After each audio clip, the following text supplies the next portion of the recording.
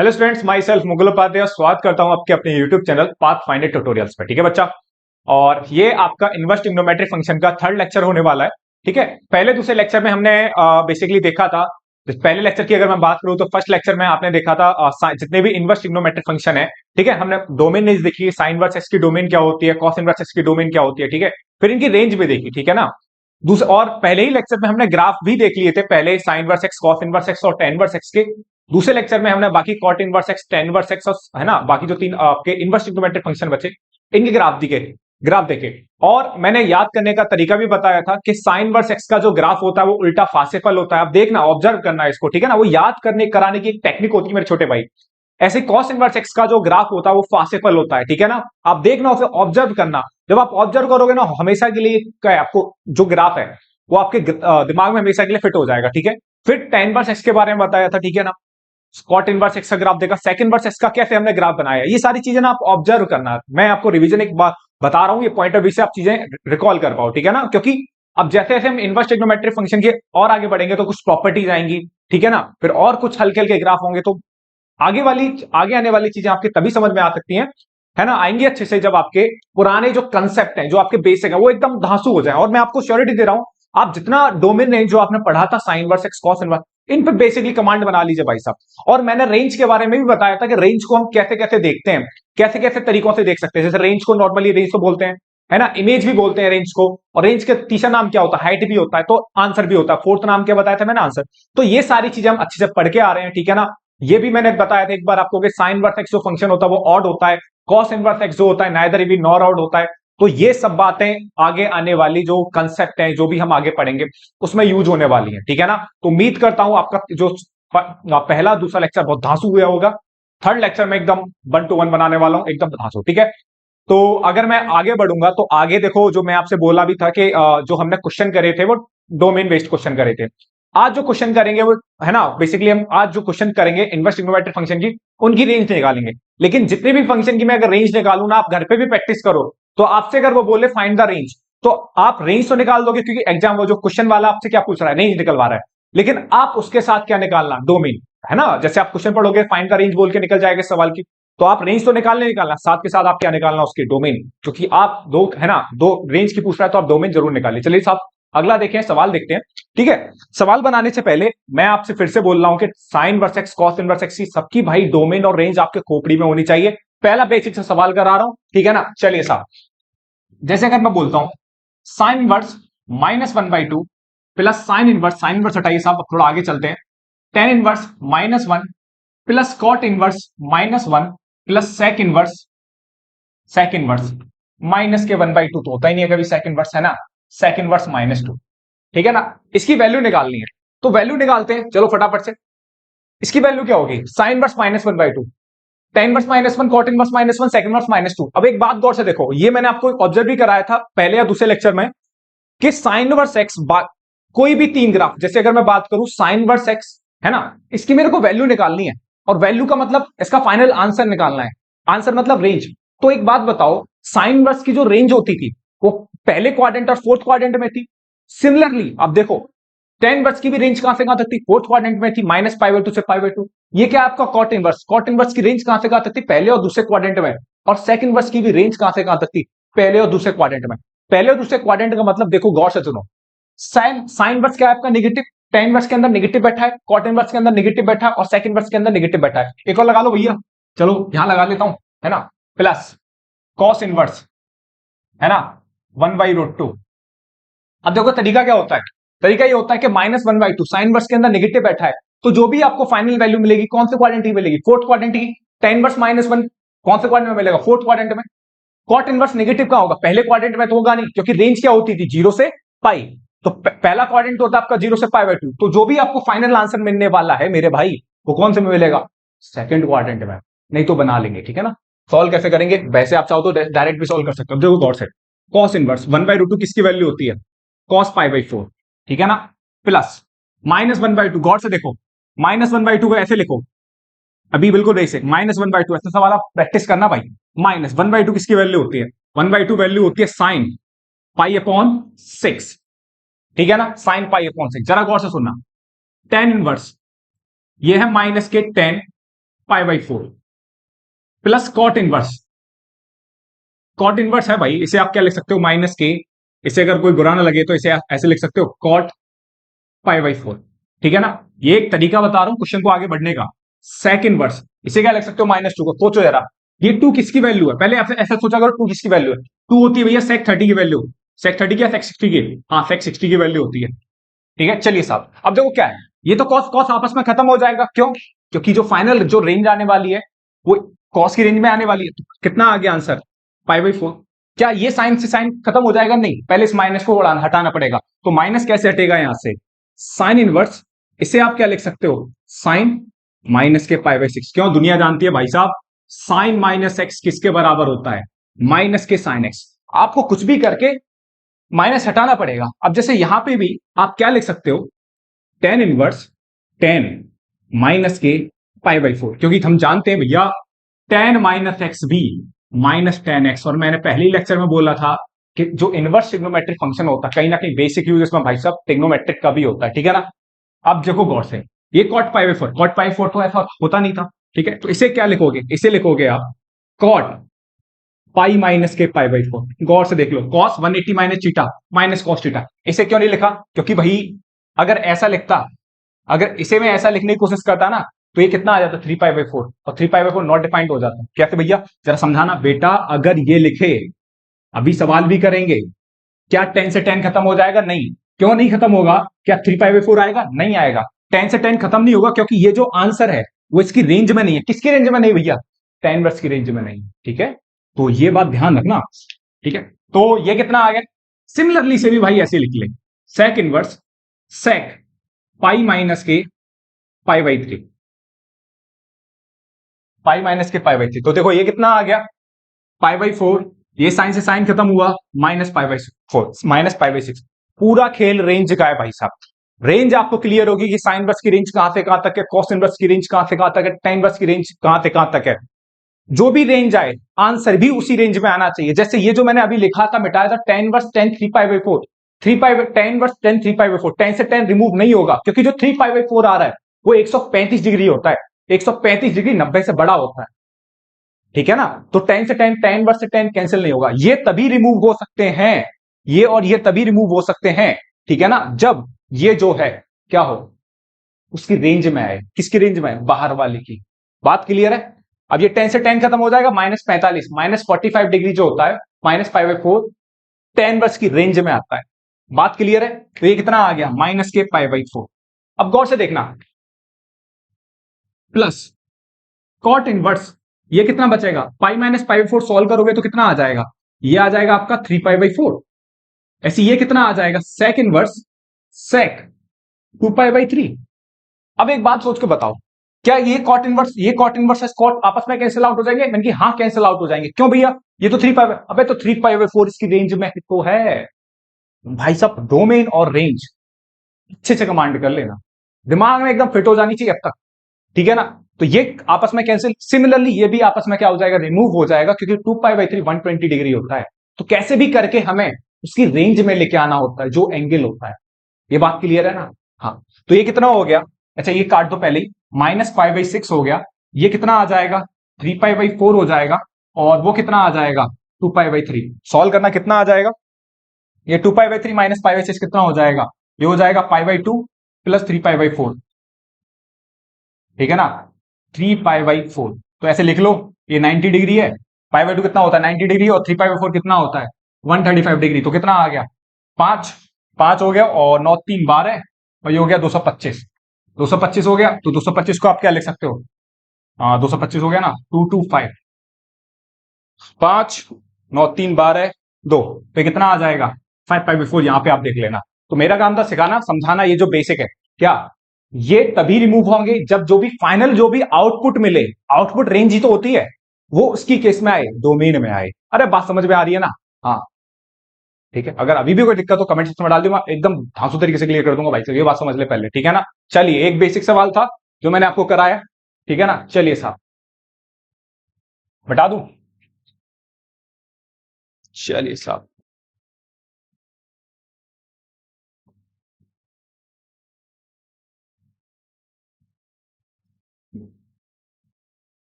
चलिए अगला सवाल देखते हैं बिना समय गवाए भाई।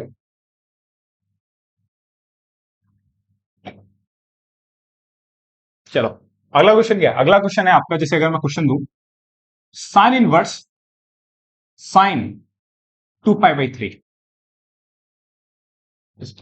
Plus cos inverse cos, okay, कितना लिख दूं मैं इसे, 3π/4 प्लस टेन इनवर्स, क्या लिख दूं इसे मैं, इसे लिख लो भैया टेन 3π। ये देखो जरा गौर से देखो, ये वही सवाल करने की कोशिश कर रहे हैं, आपको समझाने की पूरी पूरी कोशिश जारी है भाई। साइन इनवर्स साइन 2π/3, क्या ये साइन और साइन खत्म हो जाएगा? जल्दी सोच के बताओ, हाँ या ना करो, लाइव क्लास नहीं चल रही ना। हाँ, क्या ये साइन इनवर्स और साइन खत्म हो जाएगा? बिल्कुल नहीं होगा। क्यों? क्योंकि ये जो 2π/3 है वो उसके क्या रेंज में आ रहा है भैया? दूर दूर तक नहीं आ रहा। 2π/3 120 डिग्री होता है, कैसी बातें कर रहे हो भैया आप? मैंने कि ठीक है मैं समझ गया, क्या ये कैंसिल आउट हो जाएगा? क्या हाँ भैया बिल्कुल हो जाएगा। 3π/4 होता है 135 डिग्री, 100 इस अंदर वाले को देखा कर, ये 135 जो होता है ना वो कॉस इनवर्स की रेंज में होता है। क्या कैंसिल आउट है भैया? मजाक क्यों कर रहे हो? 3π/4 भी तो 135 होता है, क्या 135 tan इनवर्स की रेंज में होता है? नहीं होता भैया। जल्दी जल्दी मत बोलो, थोड़ा आराम से बोलो। मैंने कि ठीक है भाई, ये कितना हो गया साइन इनवर्स। तो क्या करूंगा फिर मैं इसे इसकी रेंज में लेके आऊंगा। नहीं है, अगर कोई आदमी आपकी रेंज में नहीं है तो उसे क्या करोगे? रेंज में लेके आओगे ना। आजा बेटा, बहुत देर से भाग रहा बाहर, फटाफट से किसमें आजा, मेरी रेंज में आएगा। तो रेंज क्या बढ़ाएगा नहीं, अपनी रेंज में लेके आएगा। तो 2π/3 को कुछ ऐसा कर मेरे भाई, जिंदगी में कुछ ऐसा कर यार कि 2π/3 किस में आ जाए, रेंज में आ जाए। बस इतना ही करना है तेरे को। सोच ले भाई, सोच ले। ट्रिग्नोमेट्री का प्राणी है भाई तू यार। 3π/4 सोच जल्दी से भाई, 3π/4। नहीं तो कुछ नहीं करना भैया, क्यों कर रहे हो? ये तो कट जाएगा। इसको सोच, इसको 3π/4 को सोच भाई।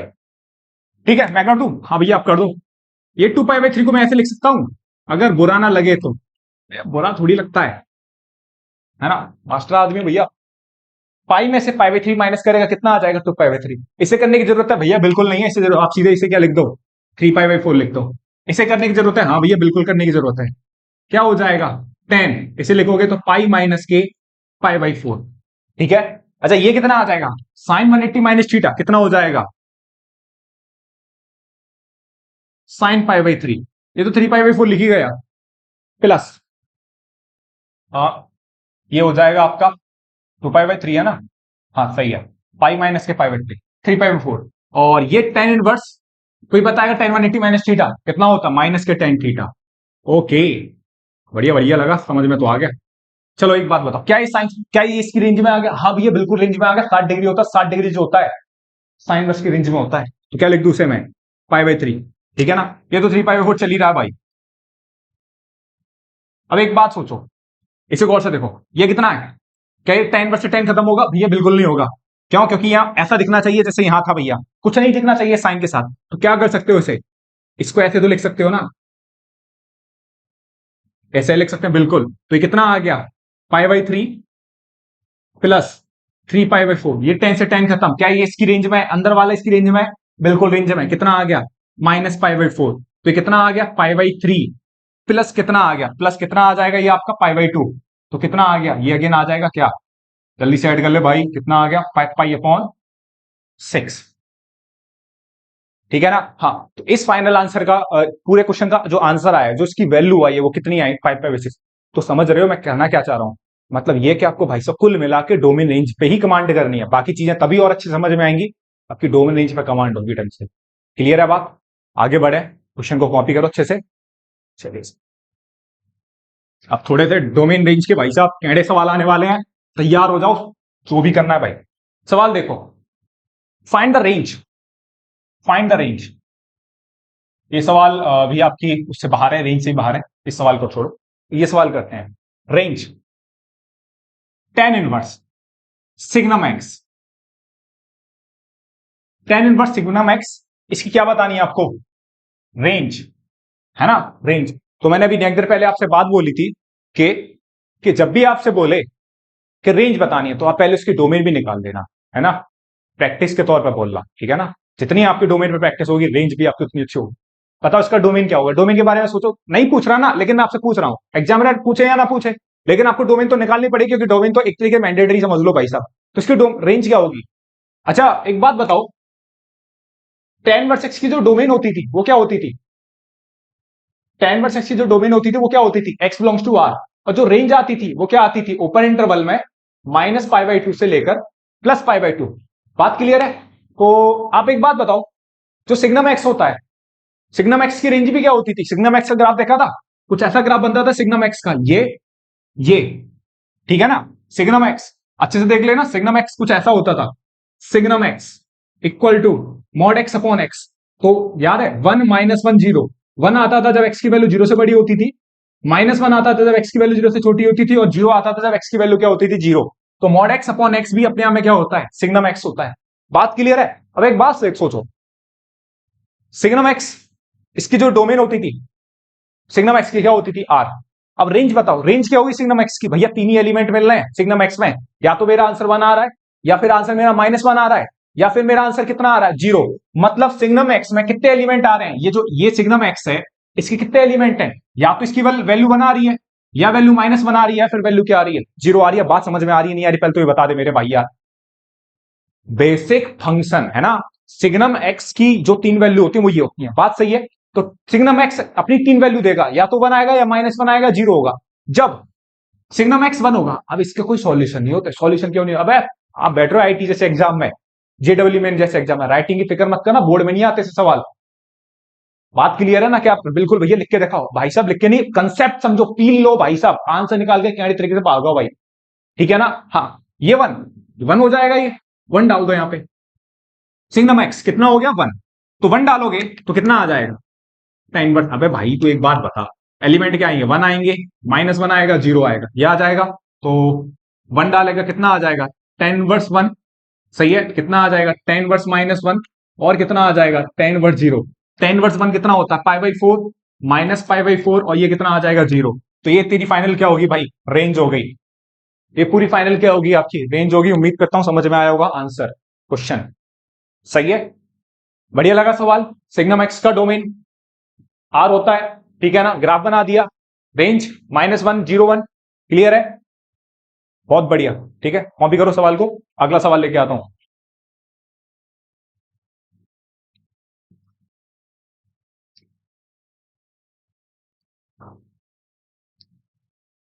चलो साहब, सवालों पे चर्चा करी थी हमने, इन सवालों की याद करो।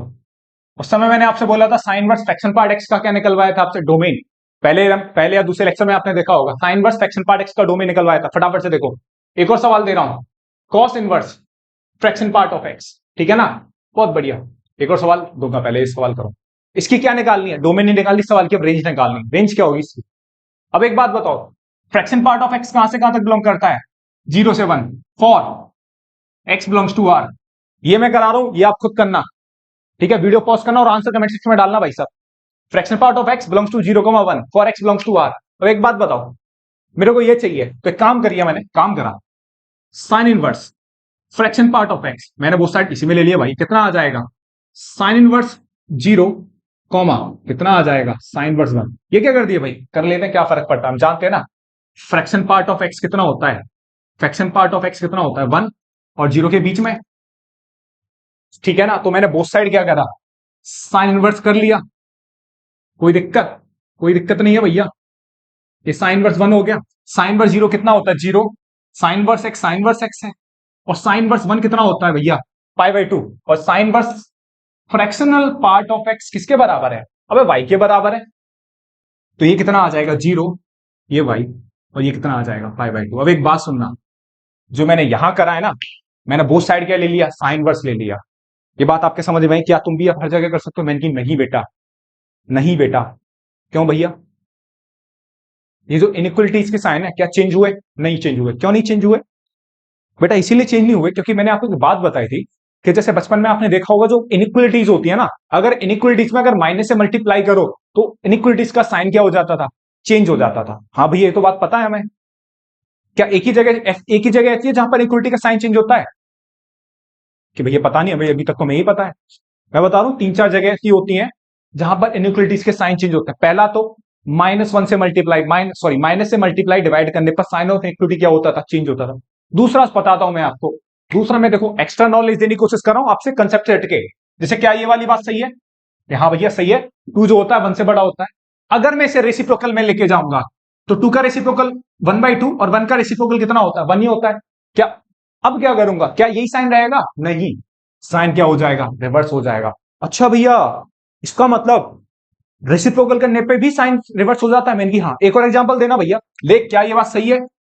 क्या हाँ भैया, बात बिल्कुल सही है। रेसिप्रोकल कर इनका, ये 1/5 हो जाएगा और ये कितना आ जाएगा? 1/3। साइन क्या कर दे? चेंज। तो ये बात पता लगी भैया? बात तो पता लगी, एकदम धांसू बात। ओके, मतलब दो जगह पता लगी हमें, एक तो माइनस से मल्टीप्लाई करने पर, एक साइन रेसिप्रोकल करने पर। एक और बात बता रहा हूं, बड़े काम की।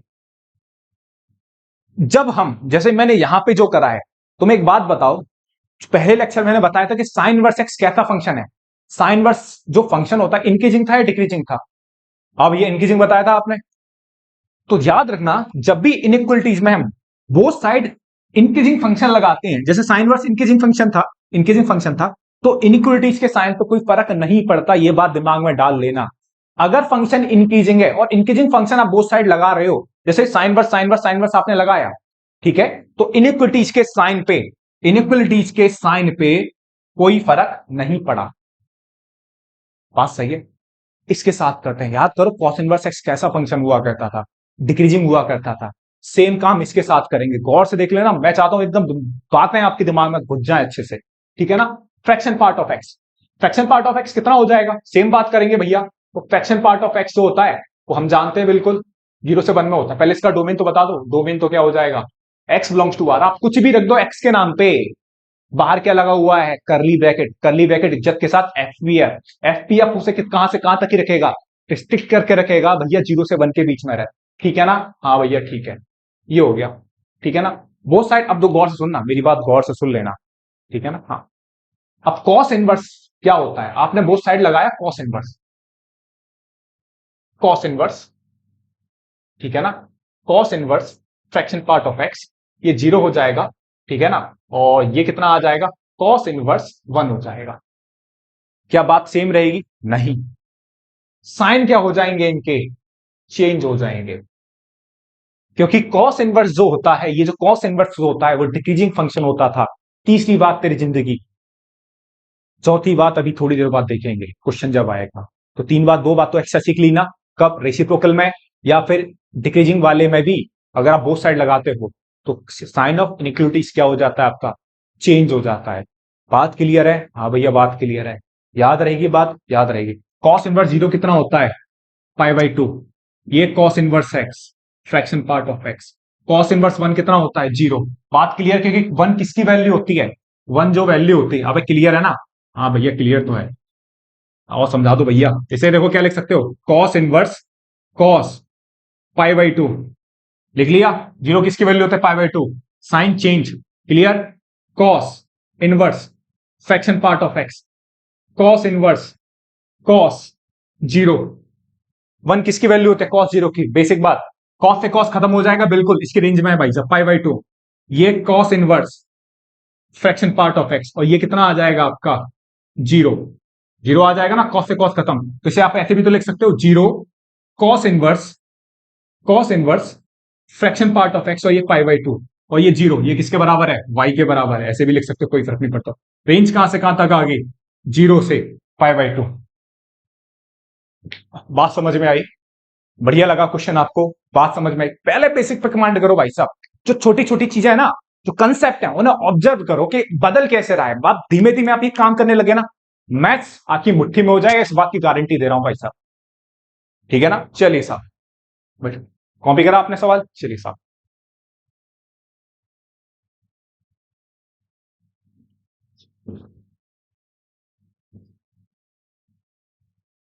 इसे थोड़ा चेंज करते हैं, ठीक है?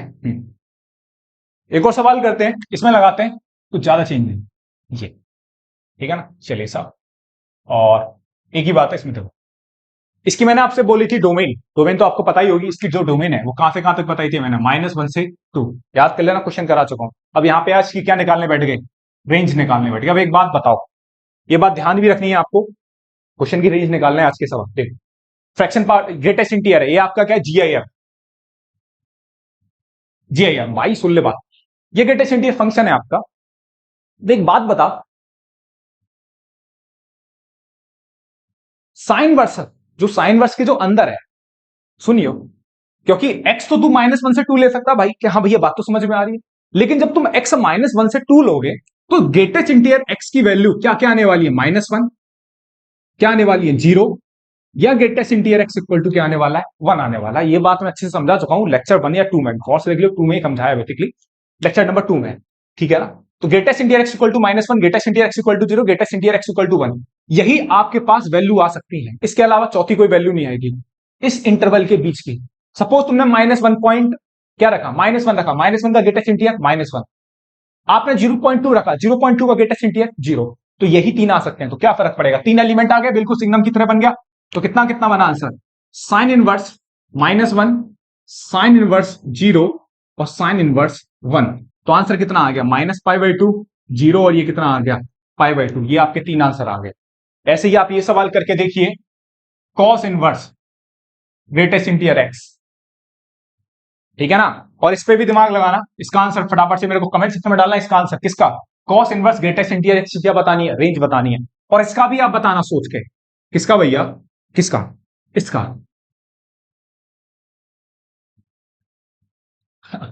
इसकी तो है ना बहुत सारे आंसर आ जाएंगे, क्योंकि tan इनवर्स की जो सोच के बताना है ना, कॉस है ना।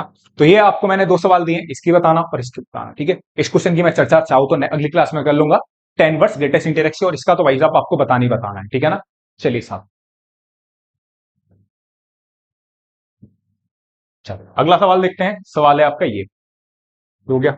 चलिए साहब, है ना, सवाल है y equal to cot inverse log 4/5 with base, और क्या दे रखा है? 5x² माइनस के 8x प्लस 4, 4×5 = 24, ये दे रखा है। आपको क्या निकालनी है? Find the range. आपको क्या भाई फाइंड करनी है? रेंज फाइंड करनी है। जरा करो, log 4/5, 5x² माइनस के 8x प्लस 4, इसकी आपको रेंज फाइंड करनी, जल्दी से करिए रेंज इसकी फाइंड। चलिए, अब एक बात बताओ, यूनिक सवाल है और बहुत अच्छा सवाल है, ठीक है ना।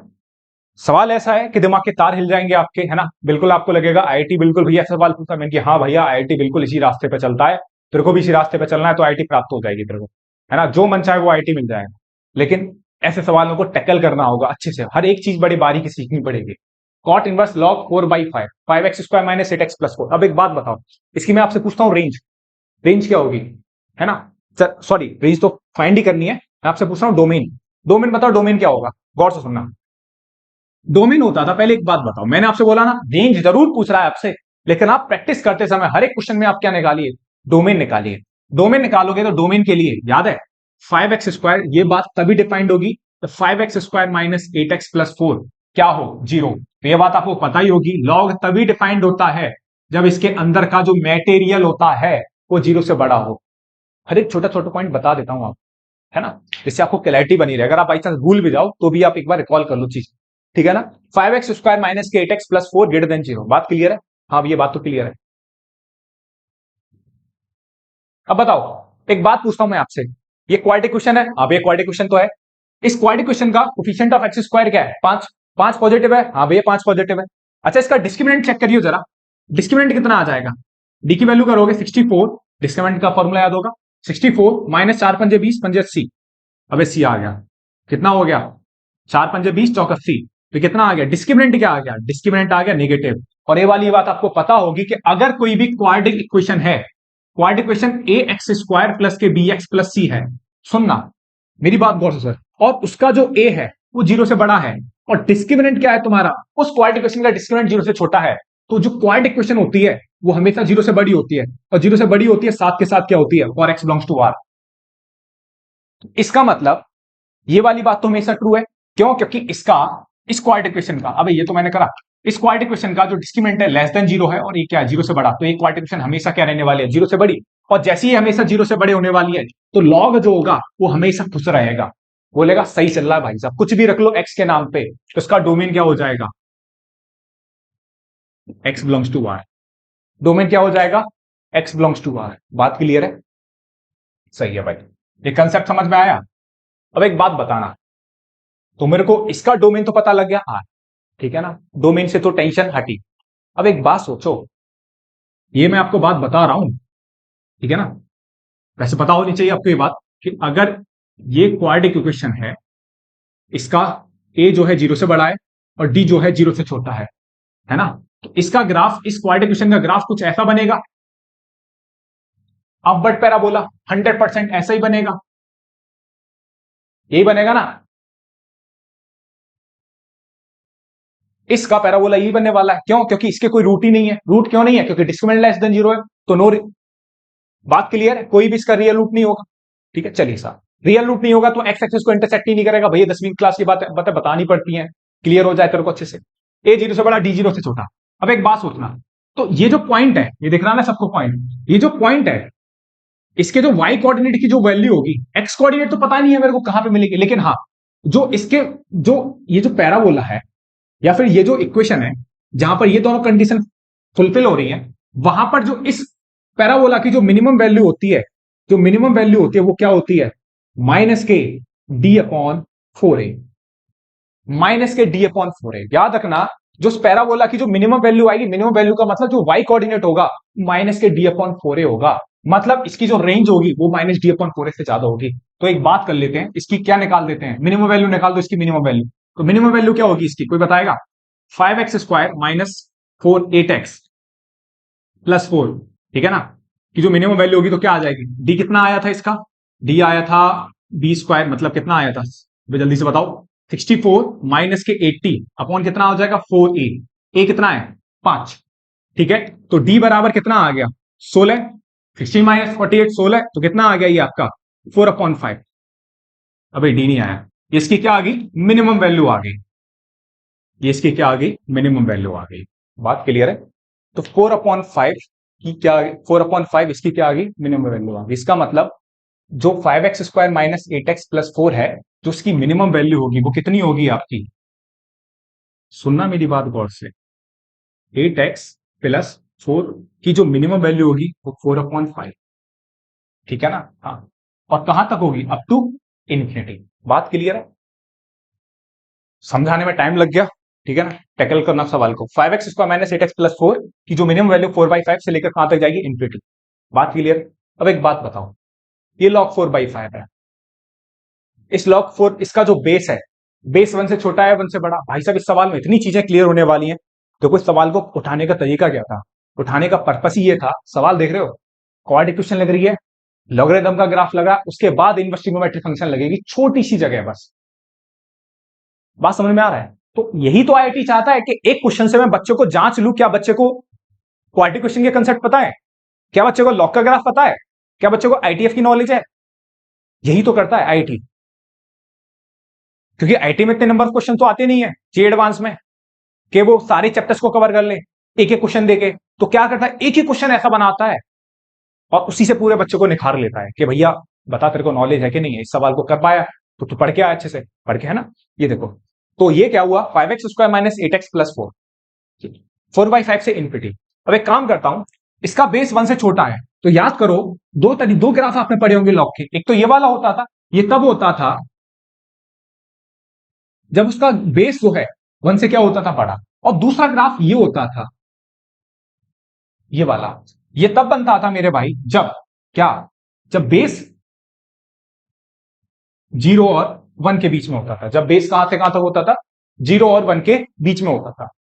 क्लियर है? तो ये देखो, जब बेस 1 से बड़ा है तो फंक्शन क्या है? इंक्रीजिंग।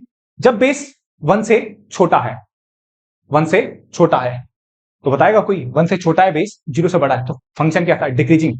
और फंक्शन डिक्रीजिंग है ये वाला, तो मैंने बोथ साइड लॉग लगाया। क्या लगाया? बोथ साइड लॉग लगाया। चाहो तो यहां पे इनइक्वलिटीज लगा देना, ठीक है ना। हाँ, इक्वल का साइन, ठीक है। हाँ, तो 4/5 तो अटेन करेगा ना। तो क्या होगा मेरे भाई, जब आप बोथ साइड लॉग लोगे तो साइन ऑफ इनइक्वलिटी क्या हो जाएगा? चेंज। साइन ऑफ इनइक्वलिटी क्या हो जाएगा? चेंज हो जाएगा, ठीक है ना। जैसे साइन ऑफ इनइक्वलिटी चेंज होगा मेरे भाई, 4/5 ये साइन चेंज, और ये कितना आ जाएगा? Log 4/5 5x² minus 8x plus 4, सुनना, और ये कितना आ जाएगा? लॉग 4/5, और ये कितना आ जाएगा? इनफिनिटी। ये बात क्लियर है? अच्छा, लॉग 4/बेस, दोनों का बेस क्या हो गया? सेम, तो इसकी वैल्यू क्या होगी? 1 हो गई। लॉग 4/5, सुनना, 5x² माइनस 8x प्लस 4, इसकी वैल्यू क्या होगी? इसकी वैल्यू होगी माइनस इन्फिनिटी। ठीक है, एक्स इन्फिनिटी रखने पर कहां जा रहा है, वाई के कहां जा रहा है, माइनस इन्फिनिटी पे जा रहा है। ग्राफ देख ले भाई, कहां पे होगा वाई नीचे, माइनस इन्फिनिटी पे होगा। ठीक है ना, चलो साहब, अब एक बात बनी, ये बात सही है, ठीक है भैया, बात सही है, माइनस इन्फिनिटी इतना बन गया। अब बताओ इसके आगे क्या लगा, कॉट इनवर्स। फिर से मैंने क्या लगाया इसमें, कॉट इनवर्स लगाया, कॉट इनवर्स, कॉट इनवर्स कितना है, 5x² माइनस 8x+4, और ये कितना आ जाएगा, कॉट इनवर्स माइनस इन्फिनिटी। अब एक बात सोचियो, फिर से बता, कॉट इनवर्स एक्स कैसा फंक्शन होता था, सोच के बता, डिक्रीजिंग फंक्शन होता था। और जैसे डिक्रीजिंग फंक्शन होगा तो ये दो जो इनइक्वलिटीज के साइन है फिर रिवर्स हो जाएंगे। अबे मजा आ रहा नहीं आ रहा सवाल देख के, ठीक है, ये फिर रिवर्स हो जाएंगे, और रिवर्स होते ही ये ऐसा था तो ये ऐसा हो गया। तो कितना हो जाए, कॉट इनवर्स वन कितना होता है, 5/4। इसे मैं चुपचाप वाई के बराबर लिख लूं, हाँ लिख लो भैया। और कॉट इनवर्स माइनस इंफिनिटी कितना होता है, कॉट इनवर्स माइनस इंफिनिटी होता है पाई। तो इसकी जो रेंज आ गई, जिसकी जो फाइनल रेंज आ गई वो कहां से कहां तक आ गई, 5/4 से लेकर पाई। This is a beautiful question, है ना, प्रिटी क्वेश्चन, जो भी बोलना भाई बोल दो, सही है। दोबारा समझ लो एक बार सवाल को, अच्छे से कॉपी कर लो, ठीक है, जो जो काम की बात है अच्छे से कॉपी कर लो, और एक चीज अच्छे से देख लो भाई, क्योंकि एक सवाल ने आप इतने कंसेप्ट लगवाए हैं, इतने कंसेप्ट लगाए हैं, क्या पूछो मत। इंक्रीजिंग डिक्रीजिंग का पूरा खोपड़ी में घुस दिया होगा, और ये वाला जो कंसेप्ट है आपको हमेशा रट गया होगा कि भैया कब साइन ऑफ यूनिटी चेंज करना है, कब नहीं करना। तीन चीजों के लिए तो आप फिक्स हो गए, ठीक है ना। चलो साहब, ये वाली बात पता लगी कि अगर कोई भी क्वाड्रेटिक क्वेश्चन है जिसका डिस्क्रिमिनेंट 0 से छोटा हो, ए 0 से बड़ा है, तो अपवर्ड पैराबोला बनता है, और अपवर्ड पैराबोला बनता है तो उसकी जो मिनिमम वैल्यू होती है उस पैराबोला की, मतलब जो भी क्वाड्रेटिक क्वेश्चन की वैल्यू होती है माइनस के d/4a। क्लियर है। इसके बाद लॉग का लगा, अगर लॉग का बेस 1 से बड़ा है तो फंक्शन इंक्रीजिंग होता है, लॉग का बेस अगर 0 और 1 के बीच में होता है तो लॉग का जो लॉगरिथम फंक्शन जो होता है वो क्या होता है आपका, डिक्रीजिंग होता है। तो है ना, ये वाली फिर मैंने इसकी वैल्यू निकाल ली, तो मैंने क्या लगाया, मैंने आइडिया लगाया कि इसकी जो वैल्यू होगी हमेशा, इसकी जो वैल्यू होगी 4/5 से इंफिनिटी होगी। फिर मैं log 4/5 करा बोथ साइड, log क्योंकि बेस 1 से छोटा है 4/5, तो साइन ऑफ इक्विटी क्या हो गया, चेंज हो गया, रिवर्स हो गया। फिर मैंने कॉट इनवर्स लगाया इस पे, cot inverse again decreasing function था तो दोबारा से उसी फॉर्म में चला गया। तो ये एक्चुअली में आंसर जो आ गया वो आ गया कितना, 5/4 से लेकर पाई। ठीक है, चलिए साहब, ठीक है, तो सवाल चल रहे हैं आपके, ठीक है ना, भयंकर वाले।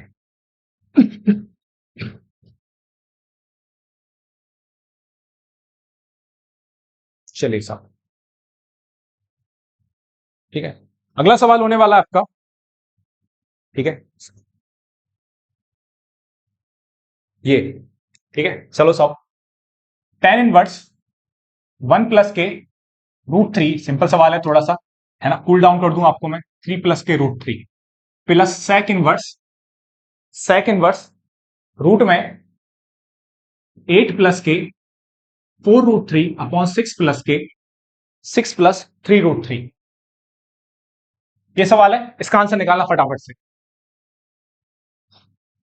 आंसर निकालना भाई, जल्दी से आंसर निकालते हैं इसका। चलो एक काम करते हैं, tan इनवर्स, ये JEE मेन का सवाल है, ध्यान रखना, लेटेस्ट ईयर का ही सवाल है, बिल्कुल रिसेंटली ईयर का सवाल है। 1 + √3 है, मैंने यहां से काम करा, √3 के लिया कॉमन, √3 कॉमन लूंगा तो यहां कितना बचेगा, √3, यहां कितना बचेगा 1, ये आपस में क्या हो गया, कैंसिल, √3 कॉमन लेने पे, प्लस सेक इनवर्स,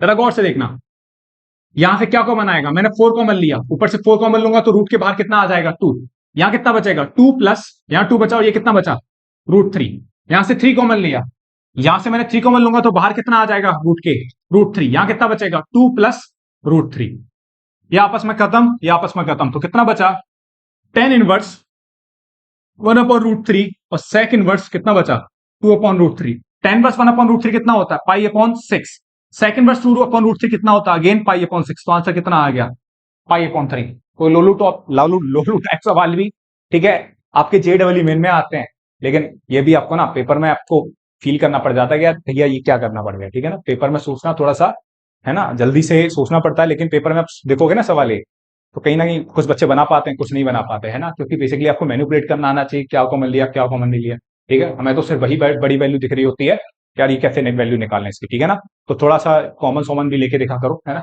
चलिए साहब, ठीक है, एक और सवाल देखते हैं, जेई मेन का, ठीक है ना।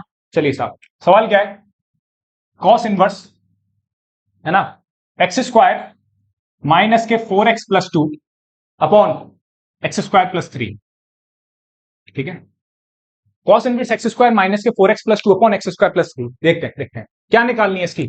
अब तो डोमेन निकालनी है ना। रेंज वाले सवाल बहुत कर लिए, डोमेन वाले सवाल बहुत आते हैं, ठीक है ना। इसकी डोमेन निकालनी है सवाल की, करोगे आप फटाफट से। देखते हैं डोमेन क्या होगी। आप जानते हो कॉस इनवर्स जो होता है, तो उसका अंदर का मेटेरियल है, क्वेश्चन में चेक कर लूं, हाँ सही है क्वेश्चन, माइनस के 4x+2 upon x square plus 3, कहां से कहां तक होगा, -1 से 1। सॉल्व करोगे आप, वीडियो पॉज करो, फाइनल आंसर चेक कर लेना बस, ठीक है ना। क्रॉस मल्टीप्लाई कर सकते हो, हाँ भैया बिल्कुल कर सकते हैं, क्यों, क्योंकि जो डिनोमिनेटर में एक परफेक्ट पॉजिटिव क्वांटिटी बैठी है, परफेक्ट पॉजिटिव क्वांटिटी तो कितना आ जाएगा, मल्टीप्लाई करेगा तो ये हो जाएगा एक्स स्क्वायर माइनस के 4x+2 और ये कितना आ जाएगा एक्स स्क्वायर प्लस 3। क्लियर है। अब क्या करोगे, यहां से इसे सॉल्व करो, इसे सॉल्व करोगे तो 4x+2 is greater than minus x square minus 3। ये बात सही है। X square minus 4x+2 is greater than और equal to minus x square minus 3। ये कितना हो जाएगा, इधर लेके आओगे तो 2x स्क्वायर माइनस कितना आ जाएगा 4x प्लस कितना आ जाएगा 5, ग्रेटर देन और इक्वल टू 0। अब एक बात बताना, ये वाली बात, ये जो क्या बन रही है क्वाड्रेटिक इक्वेशन, और एक ऐसी क्वाड्रेटिक इक्वेशन है इसका डिस्क्रिमिनेंट क्या है 0 से छोटा और a क्या है 0 से बड़ा। इसका मतलब ये हमेशा for x belong to r के लिए क्या होगी, बात सही होगी। सही है, और x बिलोंग टू r के लिए बात सही है तो कोई दिक्कत वाली बात होती नहीं है। फिर इसे भगा देते हैं, क्योंकि ये x बिलोंग टू r हर एक रियल नंबर के लिए बात क्या करेगी, सेटिस्फाई करेगी, ठीक है ना। फिर इसे सॉल्व करोगे, इस वाली इक्वेशन को सॉल्व करोगे तो एक्स स्क्वायर माइनस के 4x+2 एक्स स्क्वायर प्लस का 3, ठीक है। ये एक्स स्क्वायर आपस में क्या हो जाएगा, कैंसिल आउट हो जाएगा, तो कितना आ जाएगा, ये आ जाएगा -4x और ये कितना आ जाएगा आपका 3 में से 2 गया 1, ठीक है ना। हाँ, तो ये कितना आ गया, बताओ जल्दी से गौर से। तो ये आ जाएगा x इज ग्रेटर देन -1/4। क्या करा मैंने, माइनस से मल्टीप्लाई करा, साइन ऑफ इट की चेंज, 4 से डिवाइड करूंगा -1/4, फाइनल आंसर कितना हो गया -1/4 से इन्फिनिटी, ठीक है। क्लियर है साहब। चलिए साहब, एक और सवाल करना है आपको, थोड़ी वीडियो लंबी जा रही है, जान दो, ठीक है। चलिए साहब, एक और क्वेश्चन देखते हैं, धांसू सा है ना, बिल्कुल रोंगटे खड़े कर देगा भाई साहब सवाल आपके। और से देखो, log x square plus 11x plus के 6 4x स्क्वायर, अबे यार देख के लिखना पड़ता, 4x square plus 11x plus के 6 प्लस साइन इनवर्स। ये भी जेई मेन का सवाल है, देख लेना कब का सवाल है, जेई मेन 2023 का सवाल है ये, जेई मेन 2023 का सवाल है। Log x 4x square plus 11x plus 6 sine inverse plus 4x plus 3 plus cos inverse 10x plus 6 upon 3। इसकी डोमेन निकालनी है ना। और डोमेन जो दे रखी है वो क्या दे रखी है आपको, इस तरीके से दे रखी है, अल्फा कॉमा बीटा, ठीक है ना। तब आपको इसकी वैल्यू बतानी है 36 mod of alpha plus beta. सवाल है, जल्दी से देखो, लॉग ये जेई डबल मेन का सवाल है आपके सामने फिर से, ठीक है ना। और इसमें आपको जो रेंज डोमेन है ना, कुछ जो भी इसकी डोमेन है कुछ इस प्रकार आने वाली है अल्फा कॉमा बीटा के हिसाब से, ठीक है ना। तब आप जो भी आएगी है ना, उसमें अल्फा की वैल्यू आएगी कुछ ना कुछ, बीटा की वैल्यू आएगी, यहां रखना है, सॉल्व करके इसकी वैल्यू बतानी क्या आनी है। फटाफट से देखो जल्दी से, ए जेई मेन 2023 का सवाल, जल्दी से क्या करोगे, फटाफट से इसका डोमेन देखो, इसे निकाल दो। ये क्या होना चाहिए लॉग के अकॉर्डिंग, 0 से बड़ा होना चाहिए, 0 से बड़ा होगा तो फैक्टर कर देखो, 6 चौक 24, तो कितना आ गया 4x स्क्वायर प्लस के 8x प्लस के 3x plus 6 greater than 0। Factor करोगे 6 चौक 24, 8 या 24, 4x कॉमन लोगे तो x प्लस के 2 प्लस 3 कॉमन लिया, x प्लस 2 ग्रेटर देन 0, तो कितना आ गया 4x प्लस 3 और ये कितना आ गया x प्लस 2 ग्रेटर देन 0। तो करोगे तो ये कितना आ जाएगा -2 -3/4 plus minus plus baby curve method से। क्लियर है, बेबी कर्व मेथड से करोगे तो -2 -3/4, तो ये आपका आंसर रहने वाला है। अब सॉल्व करना है इसको, 4x प्लस 3 कहां से कहां तक होना चाहिए,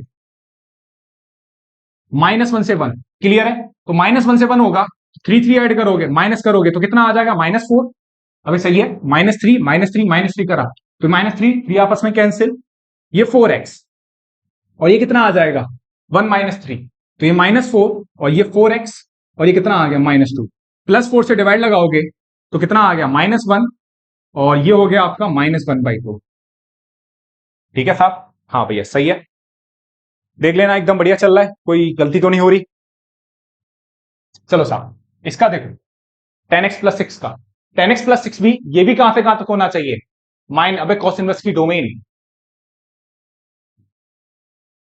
ये भी तो -3 से मल्टीप्लाई करेगा, क्रॉस मल्टीप्लाई, तो 10x+6, और ये कितना आ जाएगा 3, तो -6 -6 करोगे तो कितना आ जाएगा -9, ये 10x, और ये कितना आ जाएगा -6, 3 -6 तो कितना आ जाएगा -3। क्लियर है? सही है, -9, हाँ बिल्कुल ठीक है। 10 से डिवाइड कर दोगे, 10 10 10, ये 10 10 आपस में कैंसिल आउट हो जाएगा, तो ये आ जाएगा -9/10 x -3/10। अब तीनों का क्या करना है, याद है? क्या करोगे, तीनों का इंटरसेक्शन लोगे।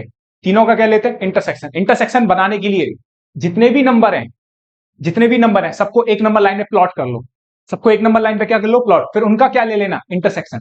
सबसे छोटा नंबर क्या है, -2, फिर कितना है -1, सुनना मेरी बात गौर से, फिर -1 है, फिर कितना है -9/10।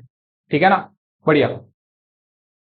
और फिर कितना आ जाएगा -1/2, और फिर कितना आ जाएगा -3/10। अबे देख लो ना, ये क्या करते हैं, ये सबसे बढ़िया तरीका होता है, सबको इंडिविजुअल निकाल लो और सबको एक नंबर लाइन में प्लॉट कर लो।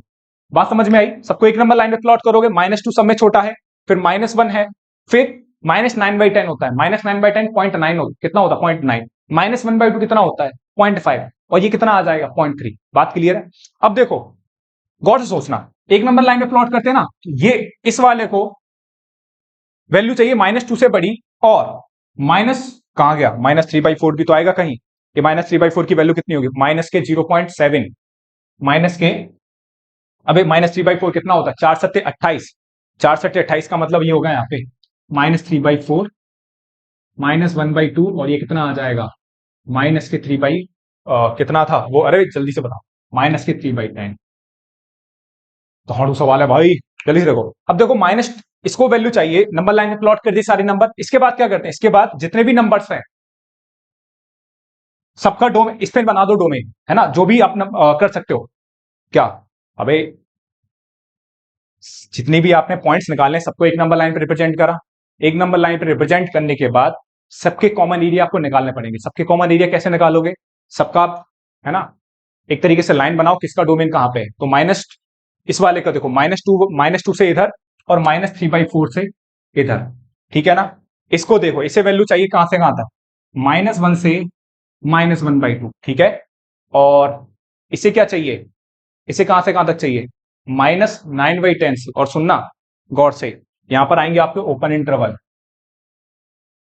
है ना, कहां पे, हाँ सही है, -3/4। ठीक है, और ये हो गया -1 से -1/2, और इसे देखो, इसे चाहिए वैल्यूज कहां से कहां तक, इसे चाहिए यहां से लेकर यहां तक। ठीक है ना, हाँ, तो कोई बताएगा, अच्छे से देख लेना अच्छे से। ठीक है ना, गौर से देखो, एक सेकंड रुक जा भाई, एक सेकंड। ठीक है ना, हाँ, इसे देखो,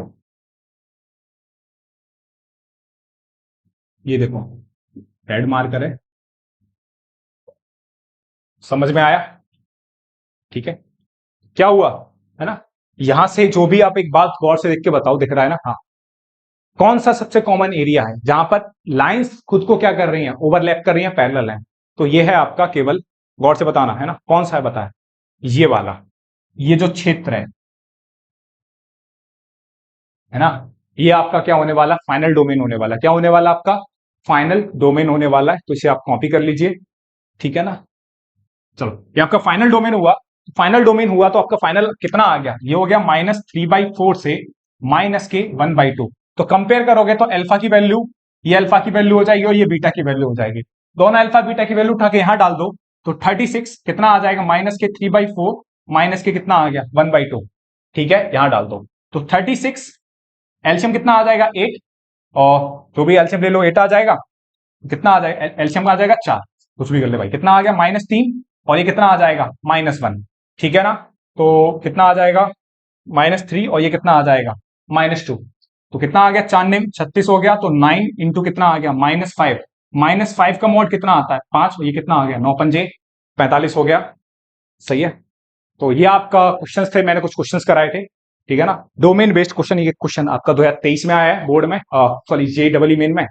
तो ये सवाल थे आपके, ठीक है ना। आगे जो नेक्स्ट जो लेक्चर नंबर 4 होगा, लेक्चर नंबर 4 में ना प्रॉपर्टी नंबर 4 पढ़ेंगे। अच्छे से कॉपी कर लो पहले सवाल को, ठीक है। वीडियो पॉज करके स्क्रीनशॉट ले लेना, अच्छे से समझ लेना, ठीक है ना। तो लेक्चर नंबर 4 में आप प्रॉपर्टी करेंगे, ठीक है। और आप डोमेन एज के देखो लास्ट पीबीसी के सवाल लगाइए और कोई भी एक अच्छी सी बुक लीजिए। और मैं डीपीपी भी डाल रहा हूं अपने टेलीग्राम चैनल पे, ठीक है ना।